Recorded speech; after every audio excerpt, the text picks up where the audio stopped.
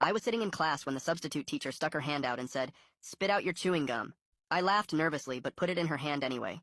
Suddenly, she collapsed to the floor. Her whole body started shaking like she was having a seizure. Multiple people called 911 at once, all yelling over each other. "Get the nurse! Get help! Somebody do something!" I just sat there frozen, pinching myself to see if I was in a fever dream. The nurse burst in with an EpiPen. Her throat's closing up. She jabbed it into Mrs. Pierce's thigh. Kids started backing away from my desk, and Ella grabbed my arm hard. "What did you do?" "Nothing! I just spit out my gum!" Someone behind me whispered, "Murderer." The paramedics arrived and immediately put on double gloves before approaching me. One paramedic kept asking if she'd been stung by something or if anyone saw her take medication. They checked her arms and neck for bug bites. I kept saying she just asked about my gum, but he looked at me like I was wasting his time with irrelevant information.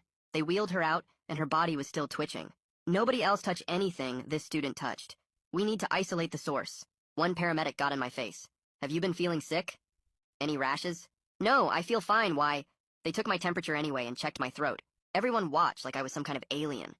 The principal rushed in, and his eyes locked on me immediately. "Get all the other students out now." He nodded to the security guard. "Watch the door." "Sir, I don't understand what's happening. She just asked me to spit out. We need to contact your parents immediately." The vice principal leaned in and pointed at me, whispering, "Is this the one who vandalized?" They started photographing me from multiple angles. I tried to cover my face, but they told me to put my hands down. They took fingerprints from my desk with actual crime scene equipment.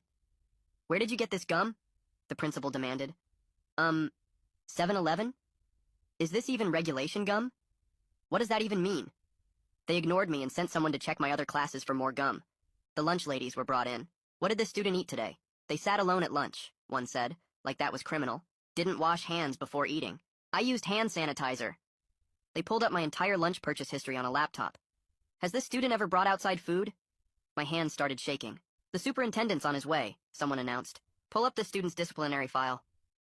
3 tardies this semester," the secretary read. "Failed to turn in health forms." "Those were excused. My mom—" The school resource officer cut me off.